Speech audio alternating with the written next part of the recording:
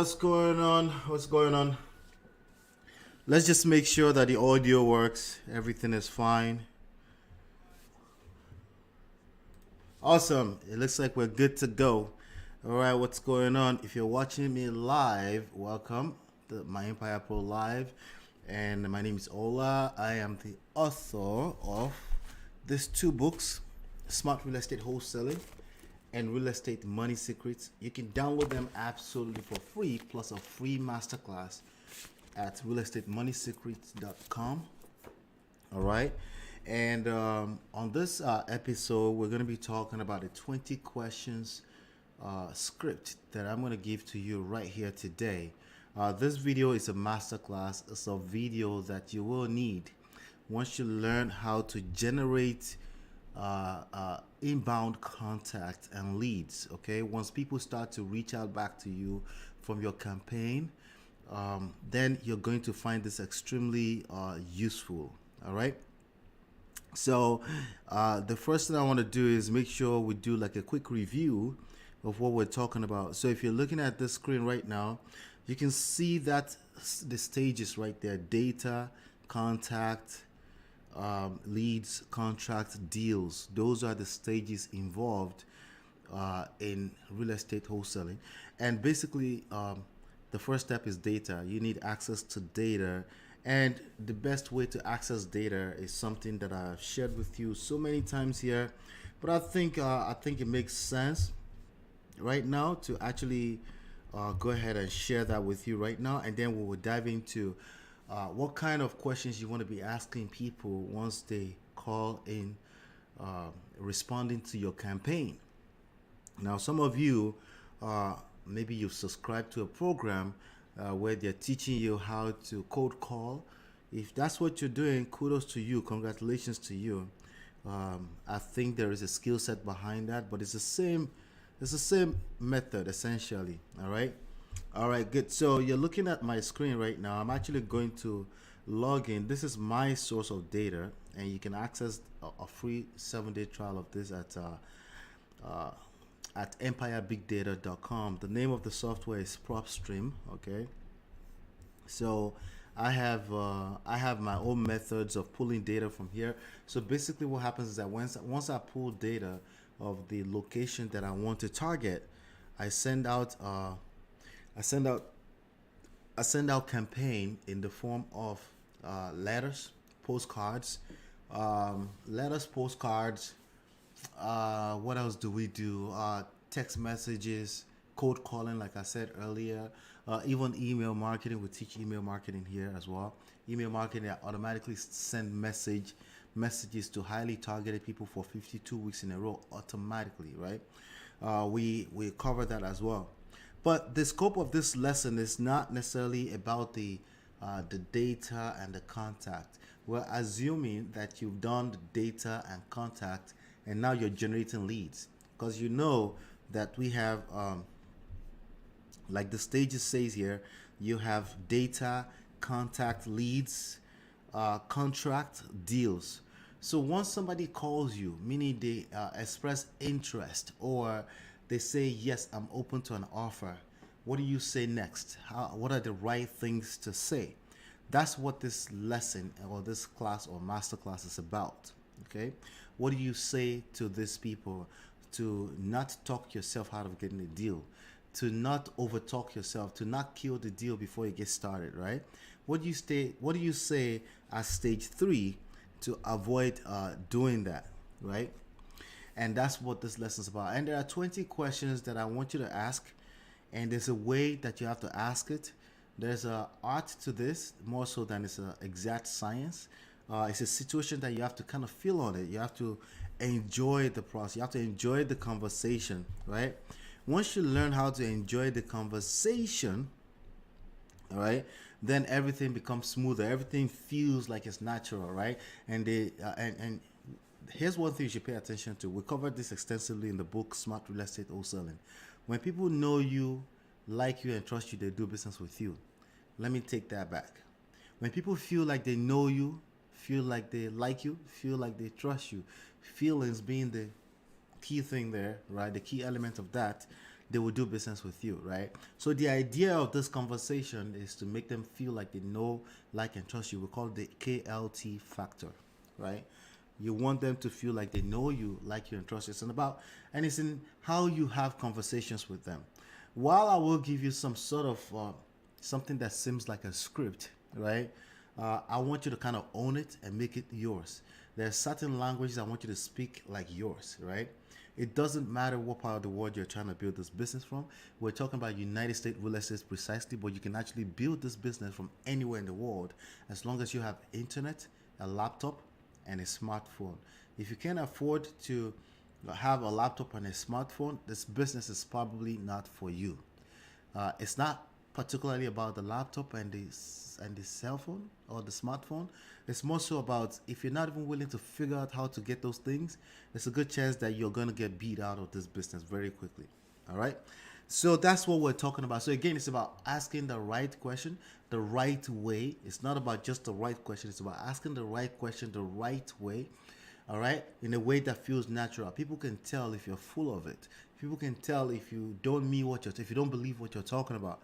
So these are some of the prerequisites to the 20 questions I'm going to give you. Right, if you don't come off as authentic, they can feel it, and they basically will kill the conversation before you get started. Okay, and that's what we're talking about. But again, the source of data is right there. You have all the access to the data that you need. So, for example, I'm looking at my screen right now. You could tell where I've been searching the last few days. Essex County. If I go to Essex County, I have access to pre-foreclosures 1,400 pre-foreclosures in that area. I have access to 318 properties that fit my criteria in that area, right? I have access to a few other things in this area, right? I have two properties that fit my criteria perfectly, right? And how did I save this? I saved this by simply doing the search using these filters, right? This filter says non-owner occupied, vacant properties, residential, single family, multi-family, up to 2 to 4 families. I don't want any condos, exclude all homeowners associations. I don't want it to be on the market, not on the market. Notice of default, yes, I want it to have been featured on the pre-foreclosure list somewhere, meaning an indication that this person cannot afford this property at some point in recent times, right? Individual, meaning I don't want LLC ownerships or corporate ownerships. I don't want any active bankruptcy. I want that to be suppressed. I want properties that have value between $100,000 and $500,000. It's just my preference. And then I want estimated equity. There's an error here. Okay, this is supposed to be 50. So I'm going to change this. This was supposed to have changed actually. I don't know why it's still not changed. Let's see here. Interesting. Okay, so instead of $50 equity, I want it to be 50% equity minimum, right? And it's still the same thing. Okay, so I want it to have equity in it, right? So if I look at this property right here, it came up on the search. This property is worth they owe no money against it, at least on record. There's no mortgage against it, but the property is worth about 230, right? We know from this picture that the property was probably being fixed up because it looks like the sidings on it they seem new, and then they run into trouble, and then they ended the project from there, right? Yeah, not too many pictures there, right? But they've owned this property for 4 years, 11 months, all right? Essex County, off market, right? And this was a cash sale apparently in 2017. They purchased it for $68,000. So they probably want at least their $68,000 back. They probably want that back. How much work is needed? We don't know, right? We know that Maricela owns this property. We know that it's in pre-foreclosure right now. Why is it in pre-foreclosure if it doesn't have any mortgage against it? Let's find out. There's a notice of lease pending here for August 2020, like about almost 2 years ago, right? And we can see here that the borrower was state of New Jersey. Could it be that this property is already foreclosed on? We don't know. There's a lot of discrepancy in this information. The borrower was state of New Jersey.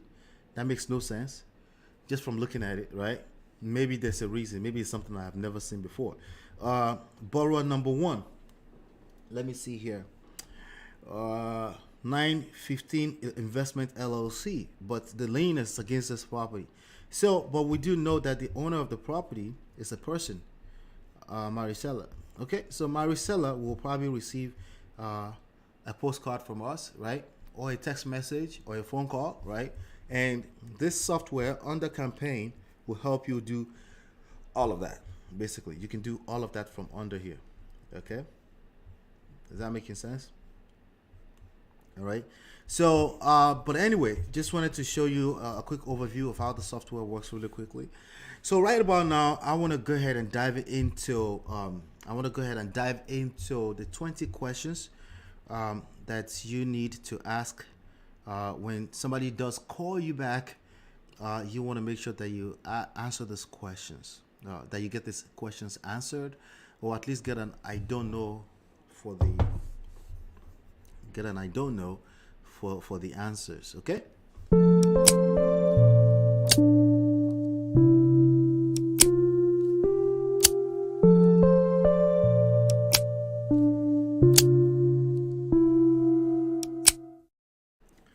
All right. The first question is that you want to get answered is, can you confirm your email address where I can send you an offer? You do want to confirm an email address where you can send an offer, because that email address, just in case it never becomes, just in case it doesn't become a deal right now, you can at least follow up with them. You can set them up in a campaign that reminds them once every week for 52 weeks in a row. We have that covered in the training on with your contact information, and sometimes the timing is just not right. Okay, sometimes the timing is not right, so that's why you want to make sure you get their email address. You may have the email address already, depending on what kind of campaign captured the lead in the first place, but it's likely that you don't. In that case, what you want to do is ask them the first question: can you please confirm your email address of where I can send you an offer? And yes, when you do send an offer, this is the email you would be sending an offer to. Either you're using DocuSign or you're using manual email to send an attachment. Either way, all of that really doesn't matter. What matters is that you're talking to a motivated seller. And this is part of the process to pre-qualifying them. They already kind of pre-qualified because they called you and they've shown interest in selling. But you're even doing further work as you ask these questions to pre-qualify them. So now, before you ask this question, obviously you said, hey, yes, let's say, depending on what kind of campaign captured this lead, right? If this was a cold call, you would have said, hey, can I speak to, or is this John? Right? John? All right. You own 123 Main Street, right? You've confirmed all of that. Are you open to selling the house, right? If say yes, then we start to have this conversation, right? But the first question after the pre-qualification question, to make sure that there is at least the bare minimum level of motivation that you need, the first question right after making sure of that is, can you confirm your email address where I can send you an offer? And if you ask it this way, as opposed to saying, what is your email address? If you ask, what is your email address? Then you put them in a position to potentially say, what do you need my email address for, right? But if you kind of like make it all inclusive in your question and say, hey, can you confirm an email address where I can send you an offer? Not only are you giving them a perceived level of value in collecting the email address, because if they get an offer, that means something is good is going on, because they've already told you they want to sell, right?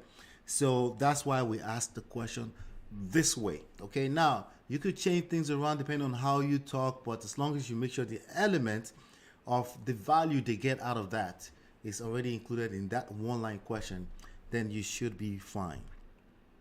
The second question is, so tell me the story. What's going on with the property? This is a what you call an open-ended question.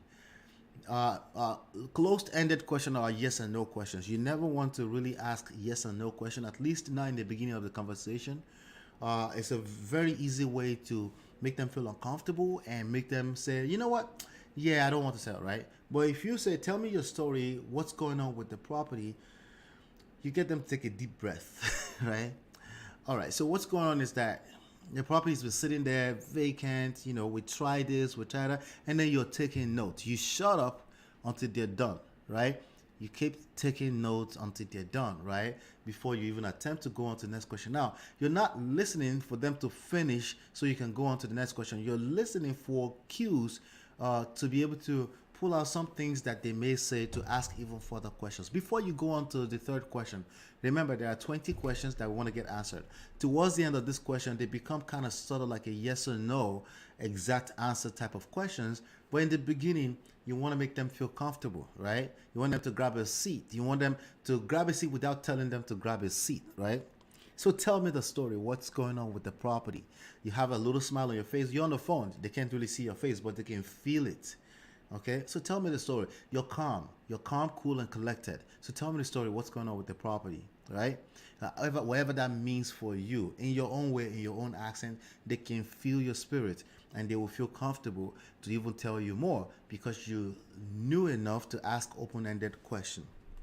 Okay, after they said that, if they haven't answered some of these questions in what they said, even if they've answered it, it's okay to ask them again, but say, so again, why do you need to sell? If they've answered it in the previous question, but if they haven't, ask them straight up, why do you need to sell? Another open-ended question. This is not really a straightforward answer as you may even try to guess, right? This is usually like, it starts with the because again, they're trying to read you and they're trying to see if you're even worthwhile to even tell you why they want to sell. I just need to sell. Well, if they say I just need to sell, that's going to start indicating to you. That's an indication that they may not be as motivated as it seems in the beginning, and it's not a big deal. You want to make sure that you make it not a big deal, even if it's a big deal for them from their tone, right? So why do you need to sell, right? I need to sell because this house is just sitting there. It doesn't make any sense. I need to just get rid of it. That's ideally what you're looking to hear, right? But sometimes you're going to hear, it doesn't matter. I just need to sell. How much do you have? What's your offer, right? If they start rushing you off the phone right there, you say, I got an offer for you. I just want to make sure that I'm looking at the right property. Do you mind answering a few questions? So why do you need to sell again? Well, you go right back to it. Depending on how calm, cool, and collected you are, they will also become exactly that. They will start to mimic you naturally, okay? If there's any level of motivation that you could use in the first place. If there is not, no big deal. Say, hey, let me check back again with you in about 3 months. I'm looking at some other properties right now. I'm kind of running out of time, but I need to get some of these questions answered in order to determine if I can send you an offer.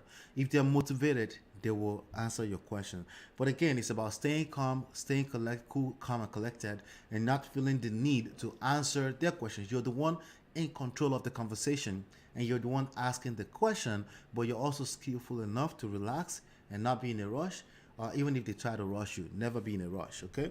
The fourth question, how soon do you need to sell the property? It's quite different from the last question. The last question was why. This question is how soon do you need to sell? Again, you're still asking open-ended question.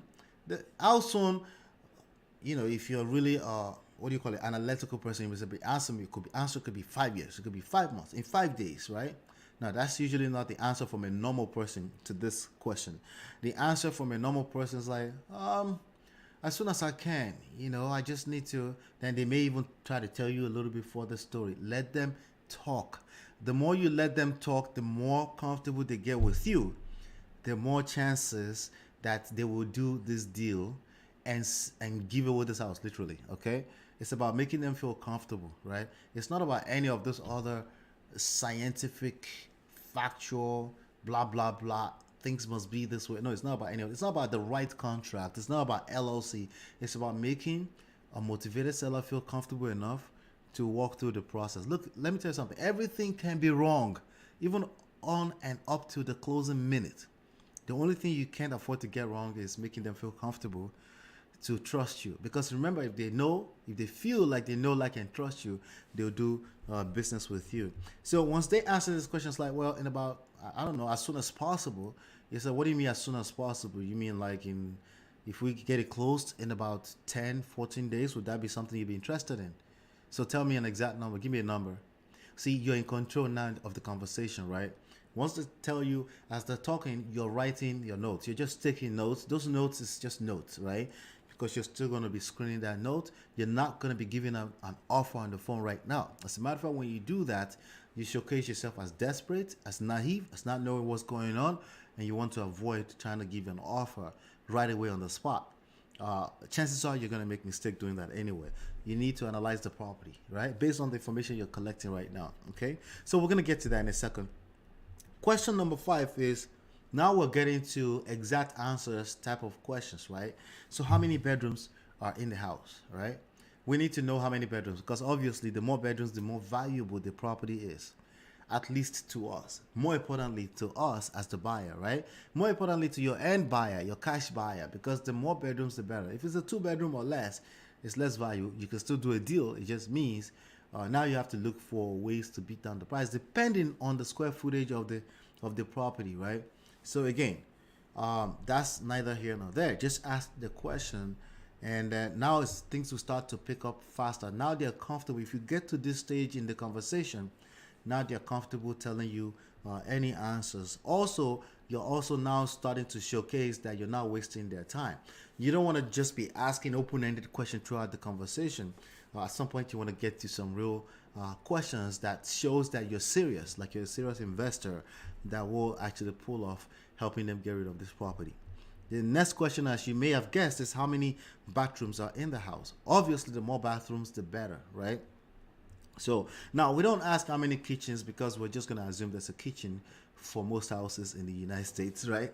And usually there's one kitchen, right? So we don't ask, right? We may ask maybe open-ended questions such as, does the kitchen need works? When was the last time the kitchen was upgraded? When was the last time the bathroom was up? So those are additional questions that you can ask in addition to each one of these questions as you're having the conversation, depending on what they're saying.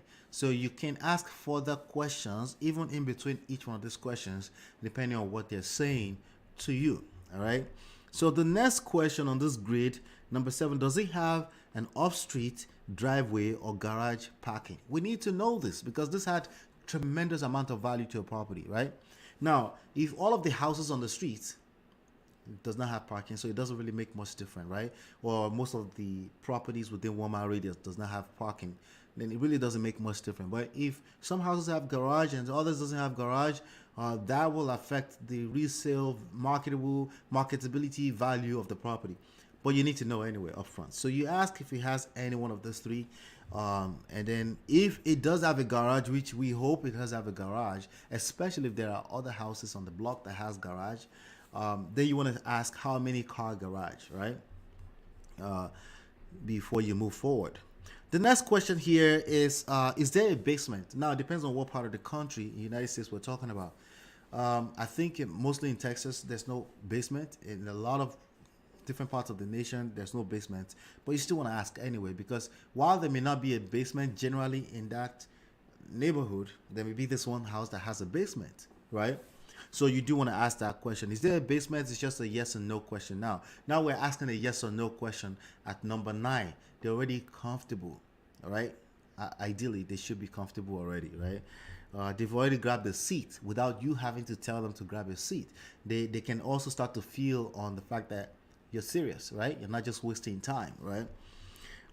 Which there are many people coming into the wholesaling business wasting people's time. So you definitely want to be showcasing that you're not a time waster. Number 10, if there is a basement, is it finished, right? If they say yes to the previous question, you're not going to say there's a basement, is it finished? You know, you don't want to say that, right? You don't want to sound robotic. You don't want to sound like a robot, right? So you do want to read these questions. By the way, I'm not going to send you this list here. If you want this list, what you want to do is you want to watch this video and take notes, and that's how you should do it. That's the only way you can pay me, okay? Just letting you know right now, okay?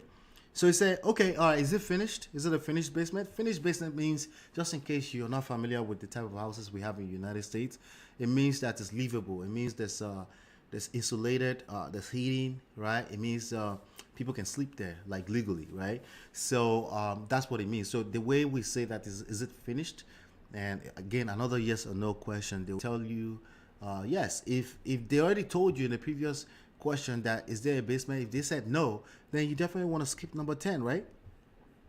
You know, then number 11, this is was now getting into some of the questions that you never really get on other people's scripts, right? You want to ask them, where does the poop go, right? That means, where does the poop, the excretation, right? Where does that go? You want to ask them, where does that go? Because this is a big deal, because now we're talking about environmental factors, environmental law factors that can affect the property. In the United States, this is a big deal, right? Because if there's problems with this system, it can cost people tens of thousands of dollars if we don't get this information up front. So you want to stand out from the rest of the other wholesalers in the market and ask this question and say, hey, where does the poop go? Septic or public sewer? Septic is what we back in Nigeria we call this soak away, right? Something that's behind the house, somewhere around the house, that all the poop goes and decay there. And then we have the public sewer. It goes through a pipe into a public system where they do whatever they do with it through the streets, right? But it's very simple. Where does the poop go? Septic or public sewer? They will ask you one or the other, or they may tell you something strange that I've never heard of before. You never know, but just take some notes, okay? All right. So the number 12 question is, where does water come from? You want to know this because, again, if first of all, this will tell you that there's water in the property, right? But usually it's either well or public water supply. If it's in the inner cities, it's probably public water supply. If it's in the rural area, they probably have well. Now there's treatment, there's environmental issues, environmental law situations that goes with this, and the cash buyers, investors that will take over this property and go all the way to the finish line of this deal, they will like to know this. If you're giving them this information, you'll become some of their favorites over time. So you want to ask the question, where does water come from? Is there a well on the property or public water supply? And it's one or the other usually, okay? The 13th question that you want to ask is there an oil tank on the property? Another yes or no question, right? Again, you're now flying through it. At this point, they're comfortable. They're just telling you what you need to know. Right now, it may seem like a lot. We're on number 13, but it's not. Trust me, this conversation, you will come off as a professional. You know what the hell you're talking about. And it's very likely that they will take you seriously or remember you, okay? More importantly, remember you. Let's say they decide not to take an offer from you right now. Maybe it's not until 3 months later. They will remember you just for taking the time to ask all those questions, when most other wholesalers will try to jump through the call and not ask these questions, okay? Number 14, what type of heating system is in the property? You want to know this, especially if it's not Florida or California somewhere, where, for the majority, like in the Midwest and the East Coast, northern East Coast of the United States, you want to ask this question and you want them to tell you whatever they tell you and take some notes. You may feel like you're not a contractor, you don't know what the answers are. Just take some notes. Take as much notes as you can as you're having the conversation and let them tell you. So another question that you can add on to some of these questions is like, so when was the last time the heating system was updated? Or last time it was, the word I'm looking for, last time it was tuned up, last time it was upgraded, last time it was... That's a word I'm looking for. I can't remember right now. But anyway, if you say upgraded, that's perfectly fine, okay? So the next question, number 15th question, is on a scale of low, medium, high. How much upgrade or repair do you think the house needs? Now, you need this question to be answered in this respect, low, medium, high, because you'll be needing this. You need to use this on the dealestimator.com, okay? What is the dealestimator.com? It's a free tool that I've created for you that you can use. Okay, dealestimator.com. It's a free tool. Okay, and let's see if I can show you that really quickly. All right, it's this tool right here, dealestimator.com. Once you have that information, you go to start new calculation. When you're calculating the maximum allowable offer, it's a free calculator. And you're going to be able to say small rehab, medium rehab, or full here based off of the question. You can come up with an offer just like that, okay? So I just wanted to show you that. So, but you need to ask them the question first. On a scale of low, medium, and high, how much upgrade? They tell you low, they tell you high. If they say low, are you saying that the property just only need carpeting? Just ask a little further questions. If they say high, are you saying the house needs complete gut rehab, right? Or you could say, tell me more about that. What kind of work does it need? You want to ask that question so you can take even further notes on number 15. Okay. Number 16th question is, what do you think the property is worth in today's market? Now, obviously, you're going to do your own assessment. You're going to do comparable comp analysis, which you can do, again, using that tool at dealestimator.com, and you can also use the prop stream. Actually, I would prefer you use prop stream. There's a tool in there that runs comp analysis for you. But again, you're going to need what do you call it, the what the property is worth, the after repair value. You're going to come up with your own number, but you kind of want to ask them this question so you can read their mind and see where they are with what they think their property is worth. If you do an analysis and the property is coming back at $200,000 and they've told you $500,000 in the first place, then you kind of know that they have illusions, right? And they don't have a realistic idea of what their property is worth. And then you can adjust how you deal with them from that point. But you need to see what they think of their property, right? So if they say the property is worth $200,000, they already told you, like, I don't know, I haven't checked in a while. Maybe last time I checked, I paid $60,000 for the property. I just need to get that back. Boom. That's the kind of conversation you're looking to have, right? And while the property could be worth $200,000 right now. So that's some good tip for you right there in terms of this question. Number 17, are there any liens or mortgages against the property? You want to know if they owe any money to a bank or to a person or to a contractor against the property as far as their knowledge is concerned. Yeah, the title company is going to find this out later anyway, but you need to kind of know this up front and have an idea of what they think, how much. And that takes us to the next question, which is number 18. If there are any liens or mortgages, how much are we talking about? So if they already told you the property, remember number 16, they told you what they think the property is worth. If they thought the property was worth $200,000, and now they're telling you that they owe $180,000 against the property, right?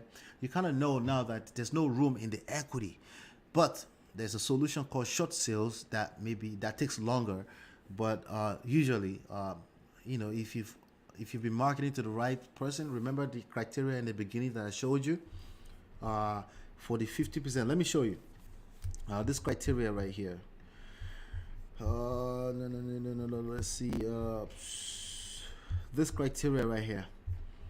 If I go into the filter, this criteria that says estimated equity 50% or more, if you have this in your criteria when you're marketing, you would generally not fall into a situation where there's no equity. There should be at least 50% equity, but there could be a discrepancy in public records. It doesn't stop you. The one prerequisite you need is to make sure they're motivated, and then after that, everything else can be worked out. Okay, just letting you know that really quickly. All right, so of course you want to ask them how much, right? And then you put that in your notes. And then on number 19, if I cover all your closing costs, this is now the question. We're getting to the closing line of this conversation. You're not going to give them an offer on the phone. You're going to send them an offer and then catch up with them. I'll show you how to do that in a second. But number 19, if I cover all your closing costs, what's the lowest you're willing to walk away with, right? You want to get this information from them. Just get an idea. This is not going to be the end or be all. Just get an idea so you can read where their motivation level is. Let's say the property is worth $200,000 and they say, now the lowest I'll go with is 190. Then you kind of know that there's no room there in terms of their motivation, but that's okay. You build relationship with them, right? And then you can send them an email later and say, hey, thanks for taking the time. I've looked at the numbers. It doesn't really work out. Please let me know if anybody's looking to sell a property for a quick cash in the neighborhood. Some of the best deals you're going to close is not going to come from your own marketing. It's going to come from this relationships you're building in these conversations. Okay? So that's why it's important. It's more important to have this conversation and take some of these notes. Plus, you get better with time as you continue to have this conversation, right? So what's the lowest you will go with? You're not trying to negotiate. You've been doing the negotiation already by having this conversation. By being on this call with them, you're already in the middle of the conversation. You're in the middle of the negotiation, rather, right? It's more so about selling them on the idea of you as a professional to do business with you than trying to hard close anybody. I don't teach hard closing. I don't think it's necessary not in 2020 or 2020 or 22 beyond. I don't think it's necessary. I think people have more than enough information to do business with you. The only thing you can do is make them feel comfortable, make them feel like they know, like, and trust you to do business with you. And there's more than enough deals to go around in that sense. All right, so just ask them that question. If I cover all your closing costs, What's the lowest you're willing to walk away with? And then write down whatever they say. All right, good, good. Are you sure that's the best you can do? You could say that in any kind of market anyway, so why not just say it, right? Are you sure that's the best you can do? All right, good. Let me see what I can do. All right, so my last question for you, can I get back to you in about 12 business hours or less with an offer? That's it, right? Yeah, absolutely. Okay, so this is the good number where I can reach you. Can you confirm the number for me? Confirm the simple information and all that kind of stuff. And then you go to work and do your analysis inside of the software, the prop stream, okay, which you can get at empirebigdata.com. You do your analysis. I can show you how that works. Once you, let's say this was the property that called me back, Wholesale place, right? I will simply go under comparables and look at, and I'll set this to 1 mile radius, and I can even do something really cool that they just put here recently, cash buyers only. Okay, and I can see what people are offering for properties within that area. It looks like they're offering somewhere 70, 145, 72. I can have an idea what I want to offer just by doing that. Okay, but I can decide to say, hey, take that out, right? I can say 1 mile radius. I can sort this by high to low. I can set this to only stuff in the last 6 months. Okay, so 1, 2, 3, 4, 5, 6, right? And I can see all the sales in the area, and I can see that my after repair value, I can use this quick estimate here for 250, right? And I can look closer into each property. I know that this property has what, let me see here. I was trying to see if I can tell how many bedrooms. So it's a single family. We're not sure, because sometimes the way it's listed. Now you can ask them and confirm on the phone with them if it's single family, how many units. You can add that to your questions. So as a matter of fact, let me go ahead and put that as a bonus question that you want to make sure that you ask. Like how many units, all right? Because sometimes the public records is not accurate. I know that, at least in New Jersey. How many units is in the property, and then you break down how many bedrooms per unit, how many bathrooms per unit, right? So just have that at the back of your mind, that how many units, how many flats. That's what, just in case you're listening to this from outside of the country, that means how many apartments in the building, right? So that's that right there. And again, this is how you want to end the conversation. And I just wanted to bring you up to speed on that. Now, I don't want to waste too much time on this particular on this lesson. I want this to be straight to the point. I want you to be able to rewind this video and watch it over and over again. Take all the notes, write out all the questions, save this video into your watch playlist, into a playlist where you know you can always reference anytime. And I want to tell you that we have other resources for you, the free books, the free masterclass, a free trial of the software. And if you have any questions, I do have free coaching too by text message once you go through the system, and then we can take it from there. All right. So sorry about that. I didn't mean to play that so soon, right? But yeah, that's basically what I have for you. Hopefully you've been enlightened and educated, and I will see you on the next one, and peace.